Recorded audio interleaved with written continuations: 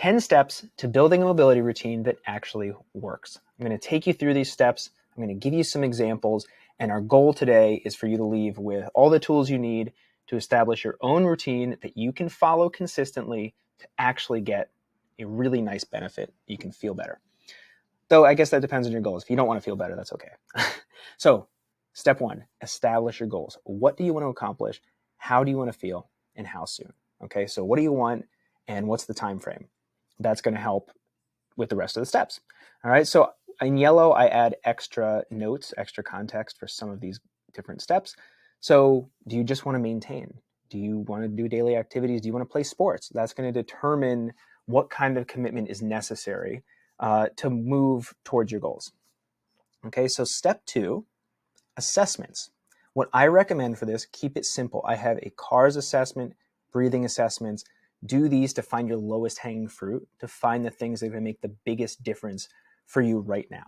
Now, up in the top left, I have a toolbox. Okay, so I have links to videos that introduce CARS to you. I have a breathing assessment, and I'm going to go into an example routine here in a few minutes.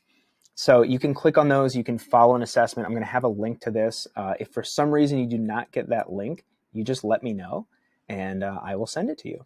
All right, so for assessments, take notes as you go, okay? So I have some videos that give you some insight, but I want you to take notes. You can even take videos of how you move so that you can assess, okay, what do I need to focus on? Okay, and this gets to very related step 3, priorities. Okay, so based on our goals, based on our assessments, what areas do you really need to prioritize? Okay, so usually, depending on how your breathing assessment goes, maybe you want to do some breathing. It's generally a good idea. And then which joints, which body areas do you need to prioritize? Choose 2 to 3 maximum. 2 to 3 maximum. Okay, this is really important. We want few priorities for now. You're going to have time later on to work on other stuff. Right now, we need to focus and hone in on a few maximum priorities.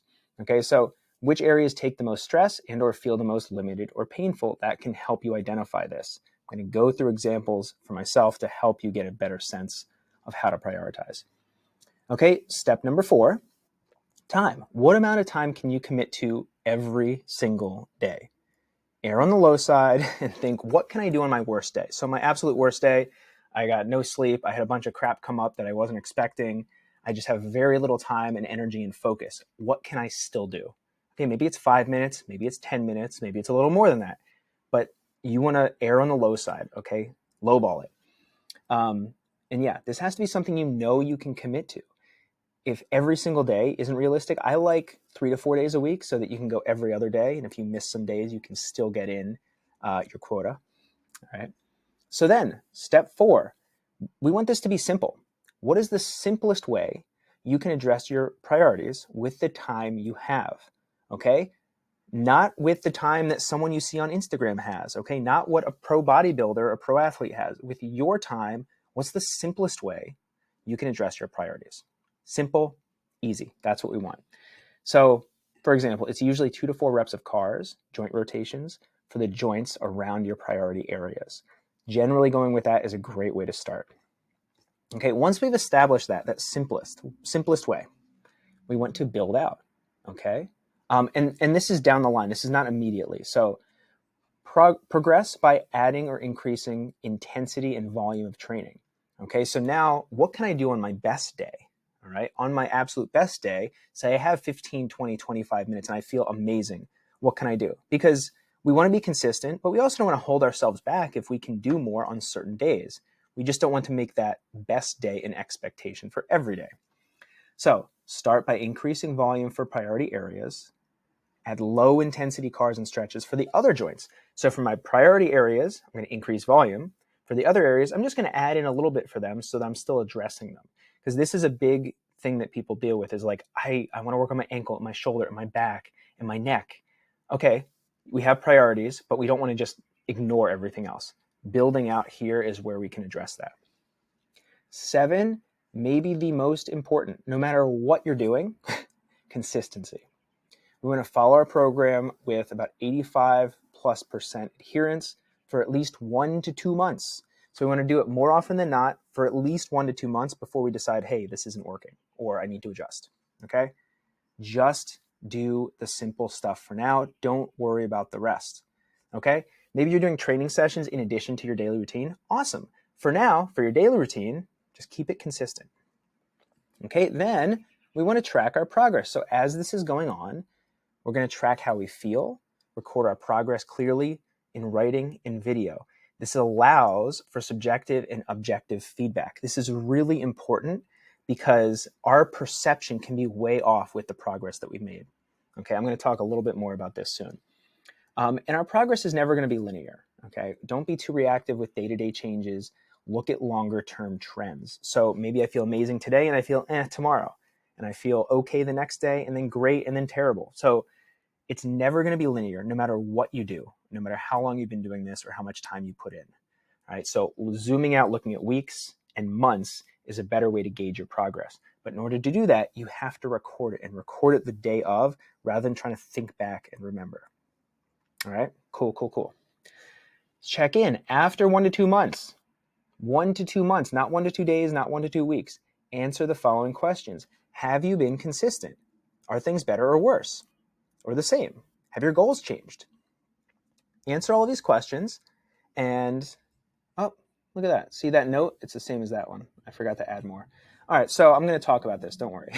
So after 1 to 2 months, answer these questions.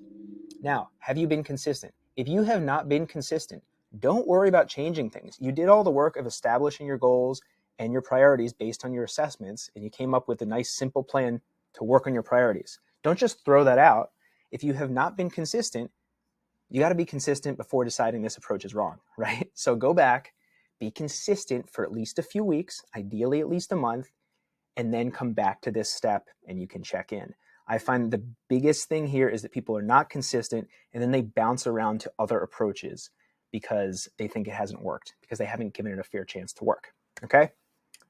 Now, how about if you've been consistent and you've gotten better? Awesome. We're going to go back to step 2, reassess, and see if you have the same priorities. If so, you can build out a more aggressive routine, all right? So you've been consistent, you've gotten better, you can now add some progressions, add some extra intensity or complexity to this because you've established a routine that you can be consistent with, okay? We don't want to add a bunch more on before we've been consistent for a while. Cool? All right, so let's say you have been consistent. You've been sticking with it, but you're either feeling worse or the same.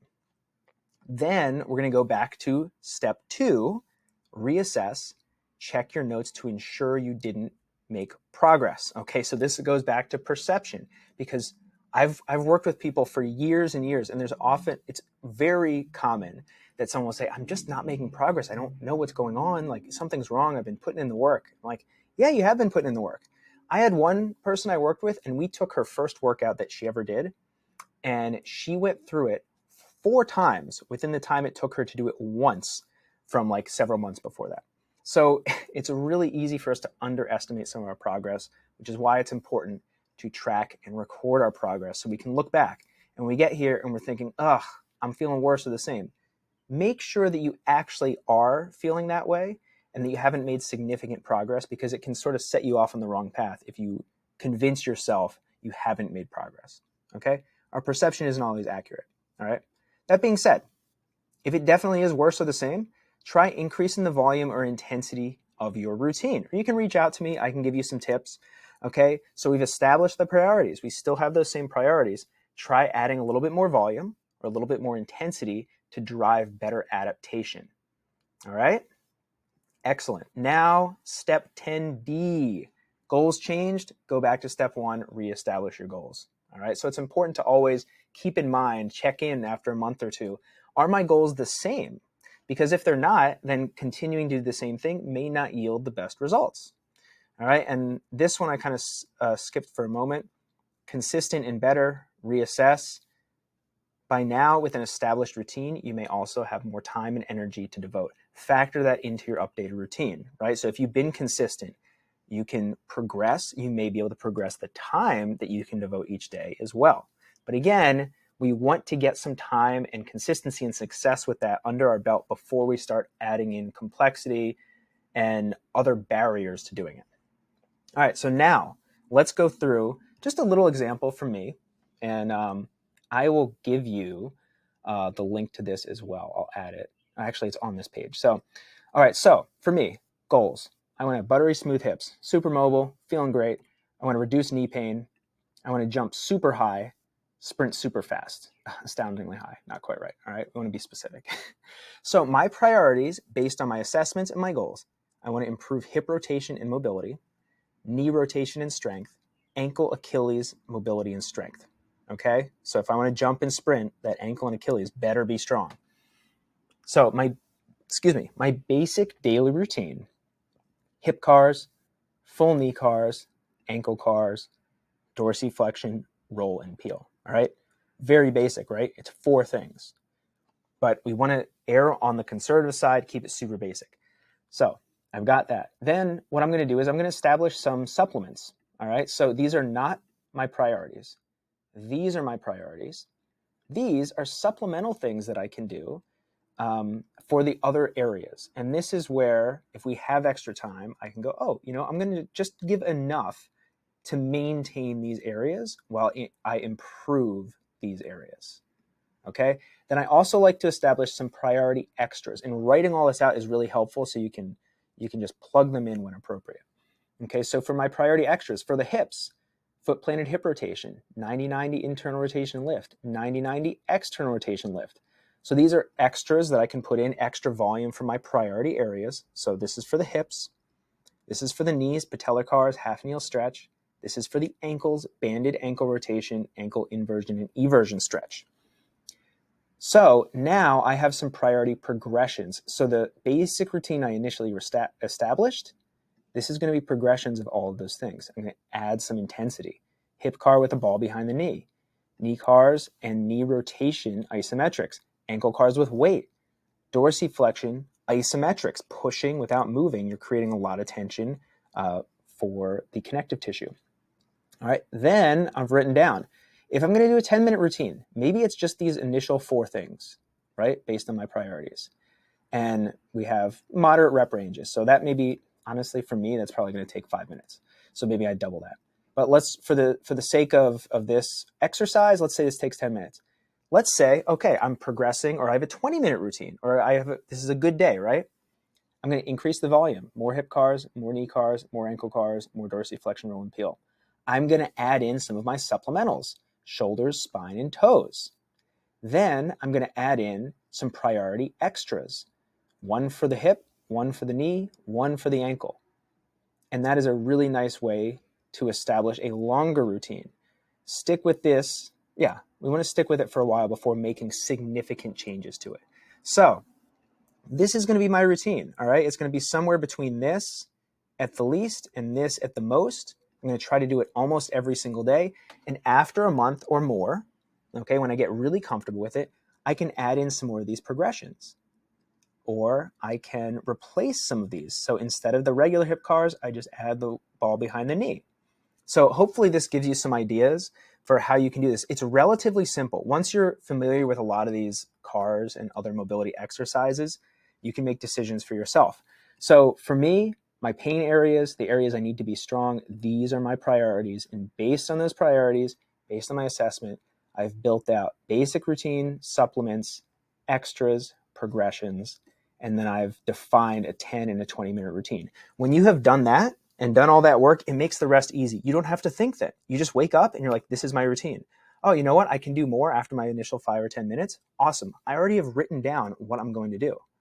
Okay. And any extra, you can do extra, but that's just bonus. Okay. Don't even worry about defining that right now. You're just going to do this stuff and then worry about the rest later. I hope this has helped. Please reach out if you have any questions, and have a great day.